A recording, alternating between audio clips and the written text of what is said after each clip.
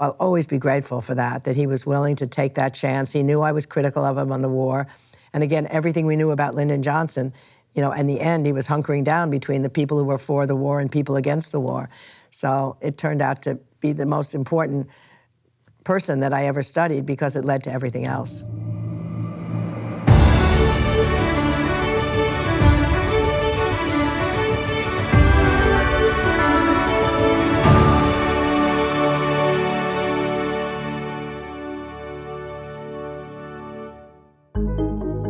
Welcome to the LBJ Presidential Library in Austin, Texas. I'm Mark Updegrove. As an author, journalist, television commentator, and CEO of the LBJ Foundation, I've had the privilege of talking to some of the biggest names and best minds of our day about our nation's rich history and the pressing issues of our times. Now we bring those conversations straight to you. Few historians have had the influence and impact of Doris Kearns Goodwin. The Pulitzer Prize-winning author of numerous books has given us sage perspective on our history, along with keen insight into iconic presidents, including Abraham Lincoln, Theodore Roosevelt, Franklin Roosevelt, and Lyndon Johnson. We begin this two-part episode with how she became a historian and how she pursues her craft. And we discuss her latest book, an unfinished love story about her 42-year marriage to her late husband, presidential advisor and speechwriter Richard Goodwin. Doris Kearns Goodwin, welcome. I'm glad to be with you. I'm so glad to have you here. You are one of the most renowned presidential historians in the history of our country, and yet you didn't start out that way. You started out wanting to be an historian, but not one on the presidency. So how did you come to be a presidential historian? Yeah, the love of history started really young, when I was only 5 or 6 years old, and my father taught me that mysterious art of keeping score while listening to baseball games. So I could record for him the history of that afternoon's Brooklyn Dodger game. And it just made me feel something magic about history because he kept listening to me for a couple hours as all my miniaturized symbols. I would go through the game, and he never told me then that all of this was actually described in the sports pages of the newspapers the next day. So I thought without me, he wouldn't know what happened to the Brooklyn Dodgers. Then I had a teacher in high school who taught us history through biography. And she made us feel when she was teaching us about people who lived long ago that they were still alive. She had such details about them. And when she got to Lincoln and she told us about his dying, she actually cried. The idea that a teacher would cry, I thought, she must have known him. Of course she knew him. So history was what I thought I would be interested in. I knew I loved that from the time I was young. But my actual PhD was in Supreme Court history, mainly because I had a teacher. It's always a teacher. And the teacher taught this incredibly exciting courses on constitutional law and history. But then I became a White House fellow and worked for Lyndon Johnson. And that experience of working for him, both in the White House and helping him on his memoirs, led to my first book on Lyndon Johnson and the American Dream. And then that made me think, oh my God, this is really interesting, presidential history. And before you know it, I'm studying Abraham Lincoln, trying to do for Lincoln and for FDR and Teddy Roosevelt a same understanding of looking at them from the inside out rather than judging them from the outside in. And then before you know it, 50 years have passed, and I've been studying presidents my whole life. It's weird how you choose something and you don't necessarily know at the beginning that it will be the path you followed for the rest of your life. But I'm so glad. It's just been an extraordinary thing because each time you study a president, well, you know this too, right? You go back to their period of time, so you're living in a different era. You're learning about the people then, and you're learning about the people surrounding the president, and you feel like it's just an educational course. There's nothing more to teach you than to have to study somebody during that period of time and live back and imagine you're running around in the Civil War, you're running around at the turn of the 20th century. So I'm always so grateful. I always tease that the only fear of this long presidential career is that someday in the afterlife, there'll be a panel of all the presidents that I've studied, and they'll all be telling me everything I missed about them. You didn't get this. Right. And then the first person to scream out will be Lyndon Johnson. How come that damn book on Roosevelt was twice as long as the book he wrote about me? You can imagine that he would say something like that. Of course. I want to talk about LBJ in a moment, Doris, but what makes you good at this? Oh, what a question. I mean, I guess what I think is that I'm more of a storyteller even than as a great writer. I mean, I think of my husband who could write sentences that almost had poetry to them. That's not what I feel is my strength. My strength is to tell a story from beginning to middle to end. And that means enormous research. That's why I'd like to rationalize the books take so long. I mean, it took me longer to write about the Civil War, twice as long as the Civil War, twice as long as World War II to write about Franklin and Eleanor. And I would say that probably 3/4 of that time was just the research. And then getting the details of what they said to somebody through journals and diaries and letters and memos, so that you could really make the reader feel that I was side by side with them as I went along. And that's, I just think storytelling is the key to it. Our brains are hardwired for it. Lincoln used to be asked, why do you tell so many stories? And he said, because people remember stories better than facts and figures. Stories have a beginning, a middle, and an end. So what's more fulfilling in the process, Doris, the research or the writing? Well, the research is always fun. There's no anxiety attached to it. So that part is great. But when you actually get a chapter done or you get even a page done and you feel like it's right, that's you know that from writing. That's an incredibly creative, exciting feeling. But it has much more anxiety attached to it. I mean, each time I'd start a new chapter, it was scary to think of, where is this chapter going to go? So you never lose that sense of it being a difficult process to write. Whereas the research is just, you're learning all your life. It's terrific. Yeah. I want to go back to your patron, LBJ. We sit in the LBJ Presidential Library, and interestingly enough, your papers are just across the plaza. Your and your husband Dick's papers are right across the plaza in the Dolph Briscoe Center for American History. Lyndon Johnson would be so pleased about that. But you write in your newest book, an unfinished love story, a personal history of the 1960s about LBJ. And you quote Bill Moyers, who said, LBJ was 13 of the most complex people I ever knew. And sometimes it was hard to figure out who he was at that particular time. So who was the LBJ that you knew? I think I knew several LBJs as well. I mean, the first one I knew had a certain magnanimity because I had been chosen as a White House fellow. We'd had a dance at the White House. He danced with me. He said he wanted me to work directly for him. And then it was found out a couple days later that I had previously written an article, which I wasn't sure was going to be published, appeared in the New Republic against him on the war. And it was called How to Remove Lyndon Johnson in 1968. And what I'd heard about LBJ was that that's the kind of thing that could produce not only his taking me out of the program, but maybe destroying the entire program. And so it was a really hard time for me. And now, you know, when a story works out all right, you look back and it's great fun. But at the time, it was really hard. I felt really embarrassed by the whole thing. And the newspapers would say, you know, all these things about who is this girl coming in as if I was some Mata Hari. And what he did was he finally decided, he had an FBI report done on me, and he had a discussion with Senator Russell. I mean, I found, you know how they have those daily diaries of the presidents, so you can read what they said at a certain time. And they were discussing the problem of Doris Kearns, and yet he decided, he said, oh, bring her down here for a year, and if I can't win her over, no one can. So that's how it all began. So I'll always be grateful for that he was willing to take that chance. He knew I was critical of him on the war. And again, everything we knew about Lyndon Johnson, you know, in the end, he was hunkering down between the people who were for the war and people against the war. So it turned out to be the most important person that I ever studied because it led to everything else. Why you? Why do you think he wanted to cultivate you so badly? Well, I think partly because he knew I was an historian and that I might be writing about him in the future. Partly maybe because of Harvard. You know, he had a thing about the Ivy League schools. He used to say that his father told him, if you brush up against the grindstone of life, you'll have more polish than any Harvard or Yale person ever did. And I think that's true, actually. But he knew that I came from that place. He would call me Harvard sometimes. And I think maybe because I was a woman rather than a man, it seemed less scary for him that I was against him on the war. I'm not sure whether that was so. But we just got along. I think that was part. And I listened. I did know how to listen to him. And why it wasn't hard. He was a great, formidable, anecdotal storyteller. So I loved listening to him. And he came to trust me over time. Your first book was about Lyndon Johnson and the American Dream. And you wrote that at a young age.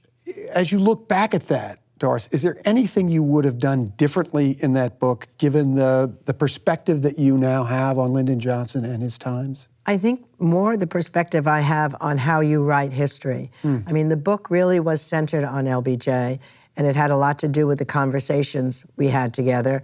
It had a lot of psychological understandings of him, partly because I was taking a seminar at the time with Erik Erikson, and it was with all people who wanted to bring psychological insight to literature, art, whatever you were writing about, biographies. So I was influenced, I think, by that. But it meant that if I look now at the other history books I've written, I position yourself in time more than I did in that book.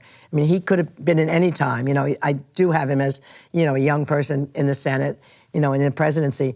But I normally would have been painting a picture of what were the 30s like, what were the 40s like, what were the 50s like, because I love doing that. But that was a different way I thought about it. But I think I feel good about how I felt about him at the time. It was hard to write it objectively, which I didn't. Nobody ever writes anything objectively. But I did even then have an enormous sense of respect for what he'd done domestically and enormous sadness about the war, having cut that legacy in two. I think as time goes by, people are beginning now to realize more that the domestic achievements were so extraordinary that they deserve a higher place in history. And I'm so glad to see our historian fellows bringing him up in the rankings. The war will always be there as a scar on the legacy, but what he did was unbelievable. I mean, Medicare and aid to education and civil rights and voting rights and NPR and PBS, Head Start, immigration reform. Even with a liberal majority in 1965, you had to master that Congress, and he knew that Congress. Each time a bill passed, he was ready with the next one. Then he was ready with the signing statement. It was a joy to watch it and a joy to write about that.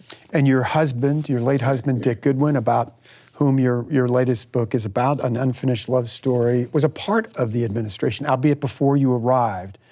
He not only worked for LBJ, he worked for John F. Kennedy, and after LBJ, Robert F. Kennedy, John F. Kennedy's brother. How did you come to meet Dick Goodwin? Well, I had heard about him. We were all nerds. I was a young graduate assistant and then finally a young assistant professor at Harvard. And I was in my second year at graduate school. And we heard that Richard Goodwin was coming to get an office in the building where my office was, this little yellow house, which was where the Institute of Politics was, and a lot of history and government professors were there. I knew he had worked for Kennedy. I knew he'd worked for Johnson. I knew he was in the anti-war movement. And there was almost a time when I went to hear him give a talk in Cambridge, but I got there and it was already filled, so I heard he was arrogant. I heard he was brash. I heard that he was really interesting. So I was sitting in my office one day, and we were all excited that he was coming. And all of a sudden, he just came into my office, and he plopped himself down in a chair. And he said, "So you're a graduate student, right?" I said, "Oh, no, I'm an assistant professor." And I told him all the courses I was teaching. And then he said, I know, I'm just teasing you." So we started talking, and we just talked all afternoon about LBJ, of course, at first, probably what we had in common, about JFK. We talked about sports. He was a huge Red Sox fan, which I had become eventually when I moved up to Boston. And we kept talking and talking and talking, and then he invited me to dinner. And we went to dinner, and then whenever I meet somebody, I love to find out about them, but he turned the tables on me, and he started asking me questions. I remember right away he said, "So where did you get your pluck? Where did you get your ambition from? How many times have you been in love?" And I was answering these questions to this man that I hardly knew, but I felt somehow I wanted to talk to him. And then I finally asked him questions. He was less open than I had been, and I was thinking to myself, usually this is me asking somebody questions, and now it's him asking me. Anyway, he took me home that night and said goodnight to me at the door, and he just looked at me, and I looked at him, and I came in, and I had two friends staying in my house, and I said, "I've just met the man I want to marry." I mean, how does that happen? It's just what it is. There was something about him. There was something, and it wasn't who he was, and knowing that he had been with Kennedy and Johnson. I suspect for me that was something exciting, that he'd been at all these critical moments in the 1960s.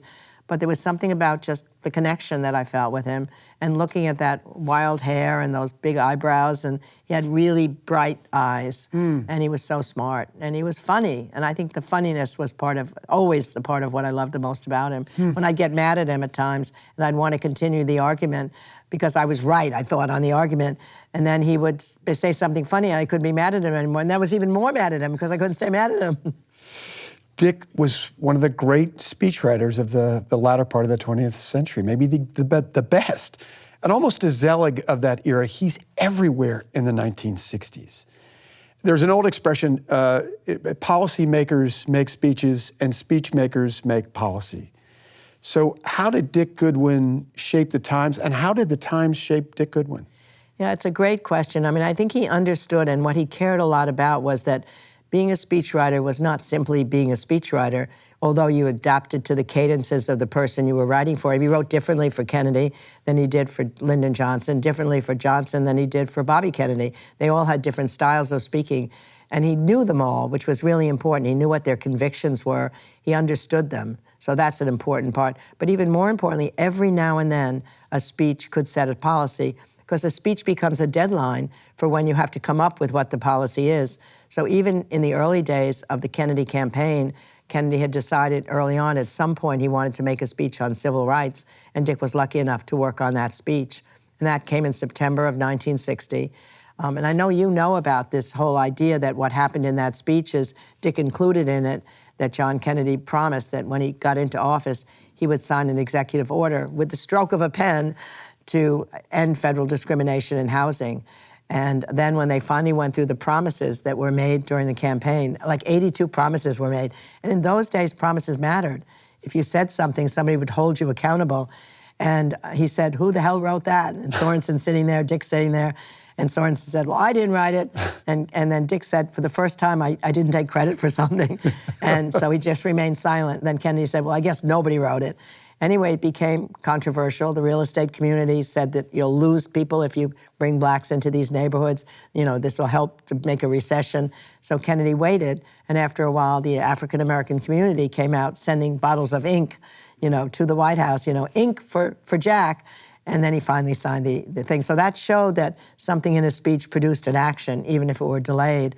With Lyndon Johnson, most importantly, when he was tasked with writing the Great Society speech, that was a deadline, May 22nd, 1964, University of Michigan, same place where the Peace Corps was born, that they had to pull the programs together that would be the Johnson programs and what the theme would be of the Johnson administration.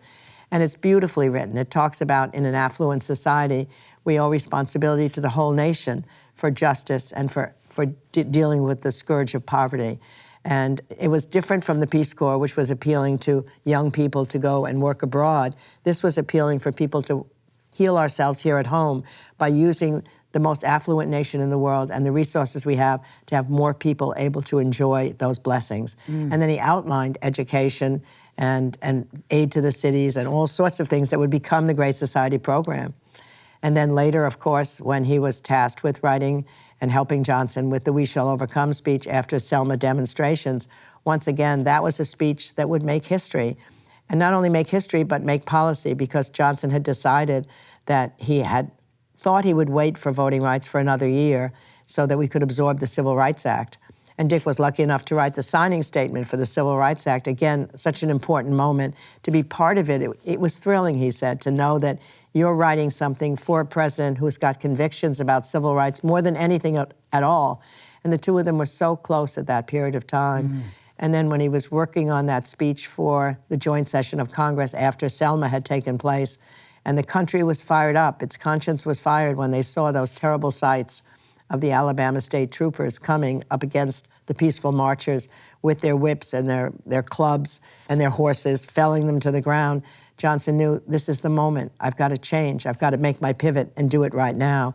Even though it meant that he might end up losing some of the Great Society programs, turned out the opposite, that the passage of that helped everything else come along.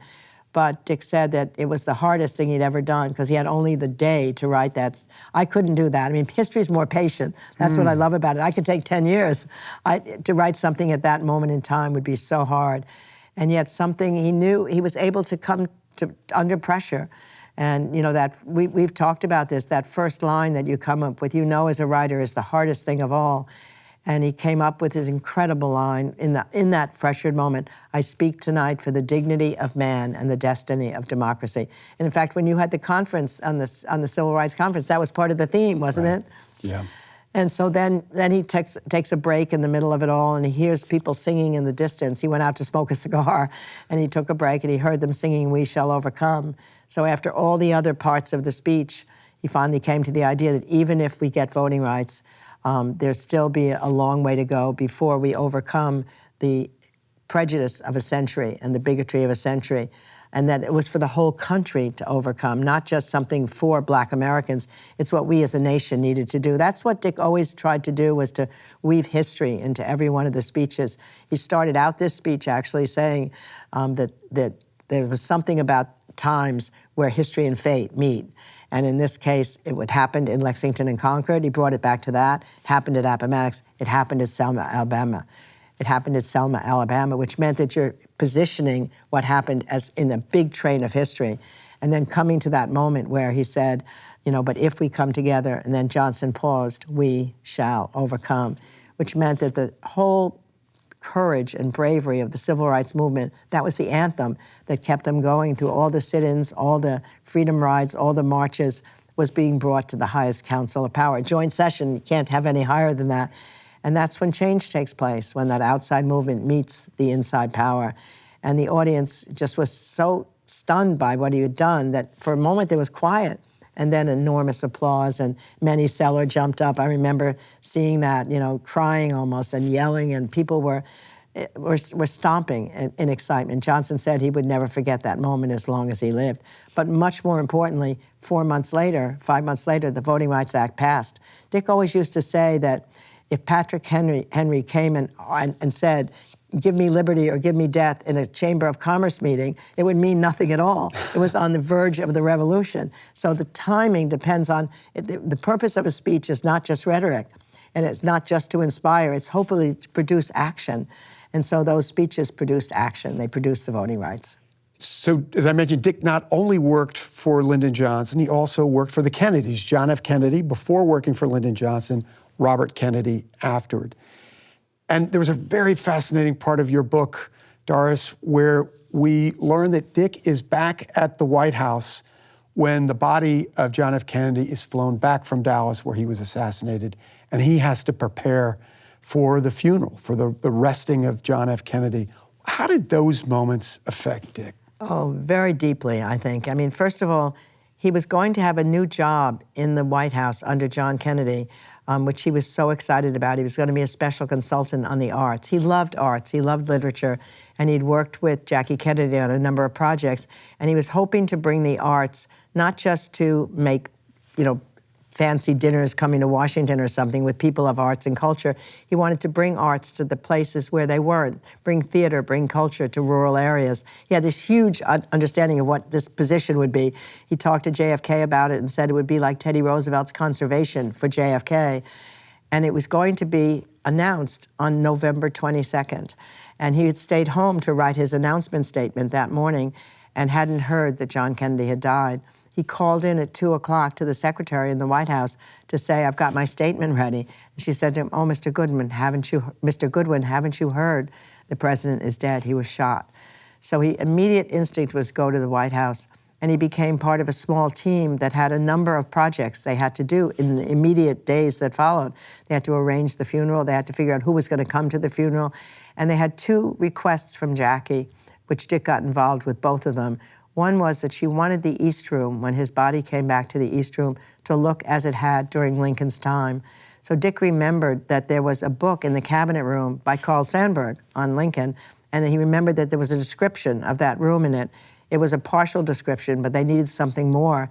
So Arthur Schlesinger knew that the Library of Congress had a particular magazine that actually detailed what that room looked like when Lincoln laid in state there.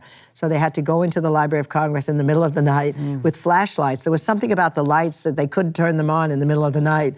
So that was probably one of Johnson's saving, you know, money for the budget things. You know, you turn the lights out at night. And they brought back the magazine, and then they got a whole team to be able to put the catafalque down just as it was for Lincoln, put the crepe on the walls as it had been for Lincoln, so that it looked like Lincoln, so that when Jackie came and the body was in the casket there, she could see that it had an historic reference to it. Nobody else was going to see it other than this team that was there.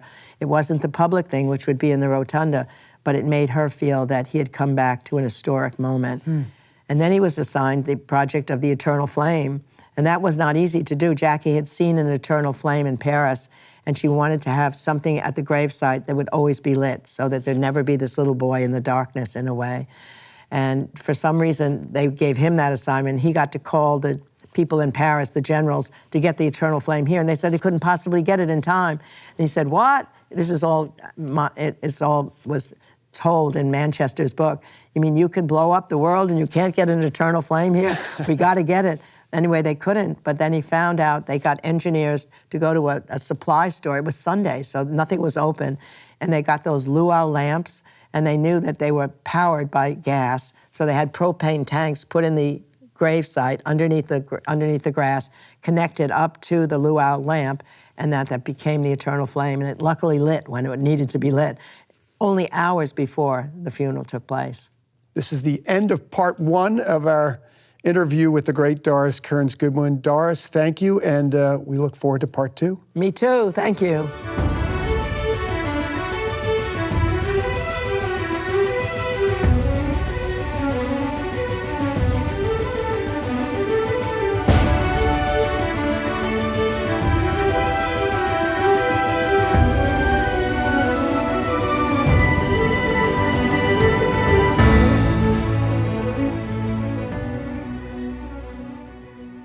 This program was funded by the following: Laura and John Beckworth, BP America, Joe Latimer and Joni Hartgraves, and also by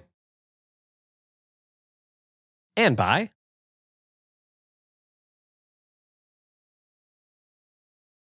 complete list of funders is available at aptonline.org and live from lbj.org.